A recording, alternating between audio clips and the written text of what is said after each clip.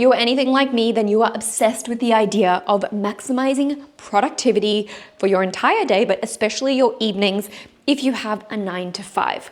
You may also be like me if you struggle with guilt because you haven't maximized every minute of every hour after you have finished your 9 to 5 days a week, but then the weekend guilt also hits really hard if you have a little bit too much fun. So this used to be me. I definitely have changed quite a lot over the years. Let me tell you that I have tried anything and everything under the sun to maximize all of the free time that I have, especially evenings after work. So I have also learned through trying all of those things what leads to burnout, what leads to actually me being more unproductive, what is counterproductive, what leads to me feeling better and worse the next day, no matter how productive I may have been after my 9 to 5. So in this video, I'm gonna be sharing with you the winning techniques, approaches, routines, mindset, way of working after my 9 to 5 that truly helped me to be productive, that truly helped me to maximize my evenings,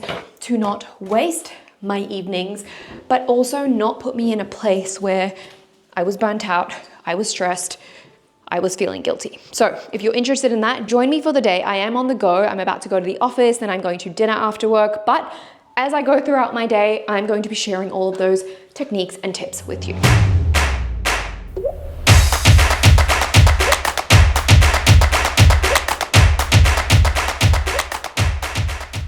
The first thing that worked wonders for me in terms of maximizing my evenings is redefining what productivity meant and actually creating a list of things that I considered to be high value and high return on investment. At the end of the day, the time that I'm spending on something is an investment, right? Just like you put money into something, that is an investment. I also consider my time to be an investment, hence the terms high ROI. So this is not a to-do list. This is not like a task list that we're just going to tick through. This is genuinely you sitting back and thinking about the things that are going to move the needle for you in the coming week. So typically I would do this on a Sunday, maybe sometimes on a Monday, and I would really focus on the idea that if there is only one thing that I can do on Monday, one thing I can do on Tuesday, Wednesday, each and every day, just that one thing, what would that be that I could then go to sleep that night and feel like I made the most of that evening in terms of moving me closer to whatever my goals might be. Now, I would also ensure that I put items on this list that were not just business focused, because for a while I considered productivity to be just revolving around my business desires or creating content, creating videos, and what I deemed to be me working on a side hustle. But I forced myself to expand that because working out, cooking a home-cooked meal, in some cases going to socialize with a friend or someone new that I had met, also was needed and would then in turn make me more productive. So I ensured that I allocated time to different aspects of my life pie.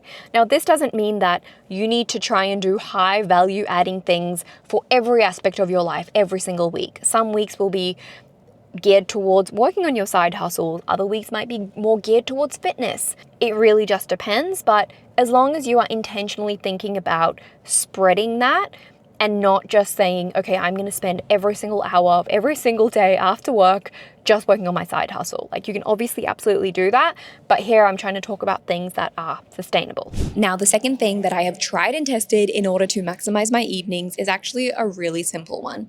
And this is time blocking my evening, but not in the way that you might think. I'm not time blocking in order to do or achieve different tasks. I'm just creating 2 big chunks of time after I finish work. So that could be 5 p.m. Some days it could be 5:30 or 6 p.m.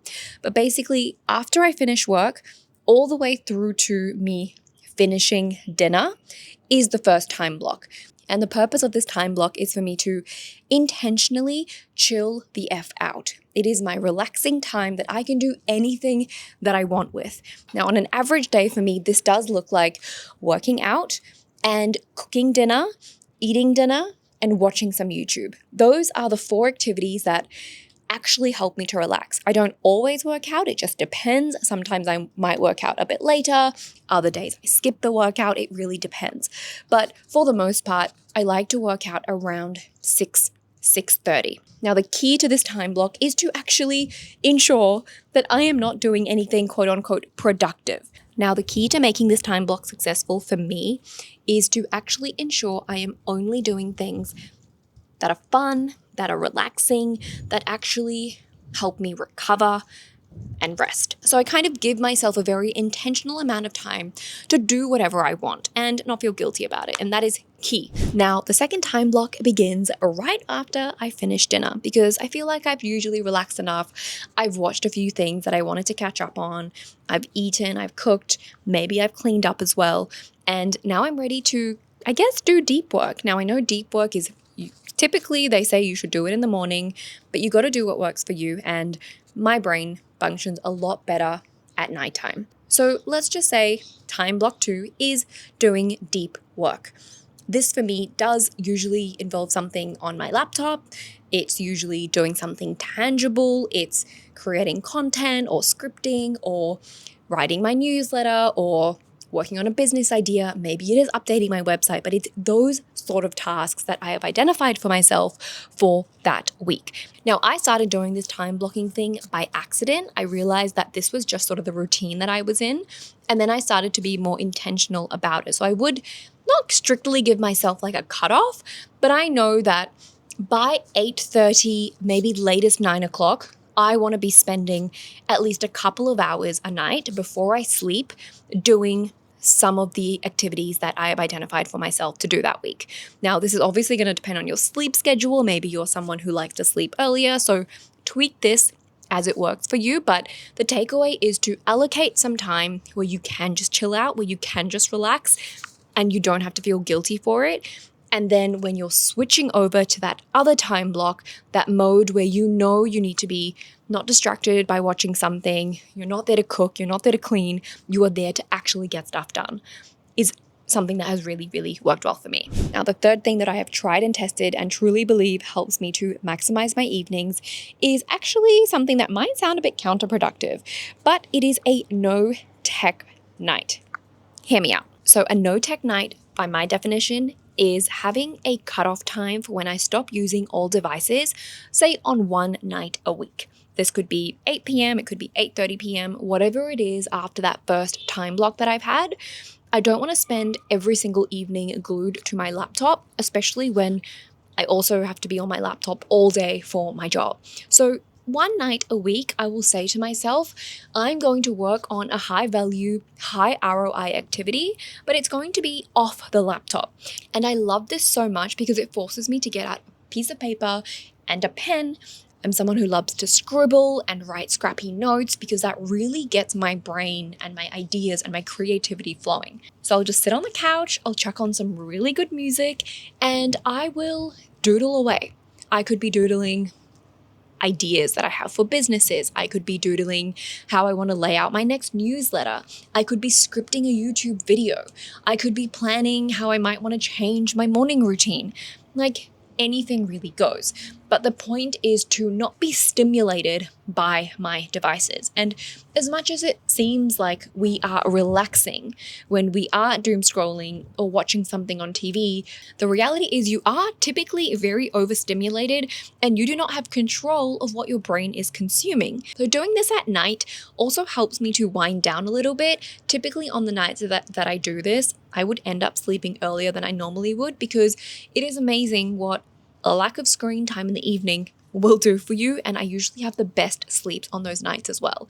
So not only have I given myself the ability to think creatively without input from the internet, I've also given myself some recovery and some really good sleep that in turn is going to help me to be more productive in the subsequent days to come. So I highly recommend you try out a no tech night if you haven't.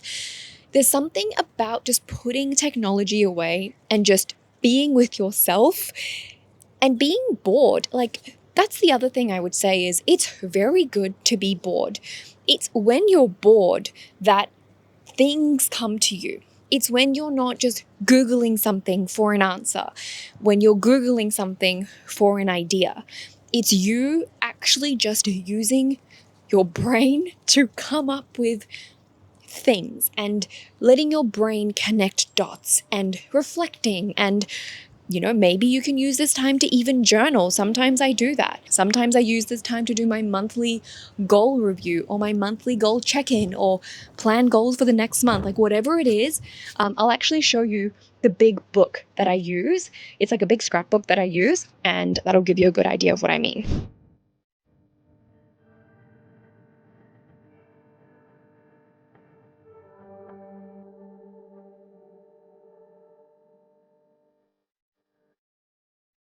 The next thing I want to share that I have tried and tested in order to maximize and make the most of my evenings after work is actually something that helped me on the days that I didn't feel like doing anything productive at all. And that is to focus on high value but very low energy tasks. I know there are so many of you who want to start a side hustle, but you feel like you just don't have any energy or any motivation once you get home from your 9 to 5. But that is exactly where low energy and high value tasks come in. When you don't feel like doing anything at all, think of the smallest possible thing you can do that night. Think of it as a short burst of energy. It could be for 30 minutes, it could be for 45 minutes, but what is the smallest thing that you could do that is value adding, that will help you move the needle or progress in some ways for your side hustle or your content or any other activity that you want to focus on after your main day job. Because the reality is that you don't need to spend hours every single night after work or on the weekend to make progress. Doing the smallest possible thing consistently will help you to build momentum. And then before you know it, you would have actually accumulated all those little things that you have done over a long period of time. And sometimes that is a better way to make progress rather than forcing yourself to grind it out for hours and hours every single night. Small actions and small steps will compound and also help you to build momentum. So doing a 30-minute short burst on something that is actually valuable is better than doing nothing. And it's also better than forcing yourself to do 3 hours or 4 hours a night where you think you're being productive because you're spending that many hours on it, but really you could have just done one really small thing for 30 minutes and then done that again and then repeat that again the next night. Now, some examples of low energy, high value tasks could be brainstorming an idea when you are commuting on your way home from work, listening to a podcast or something that will teach you a new skill while you are cooking dinner. That's a pretty passive thing to do that will not take a lot of energy. Planning your content schedule rather than actually filming or editing or posting a video one night. And the final way that I have been maximizing my evenings that I want to share with you guys is called the Future Me framework. This could work well for those of you who don't have a lot of time in the evenings, or if there are certain days of the week where you do have a jam-packed evening,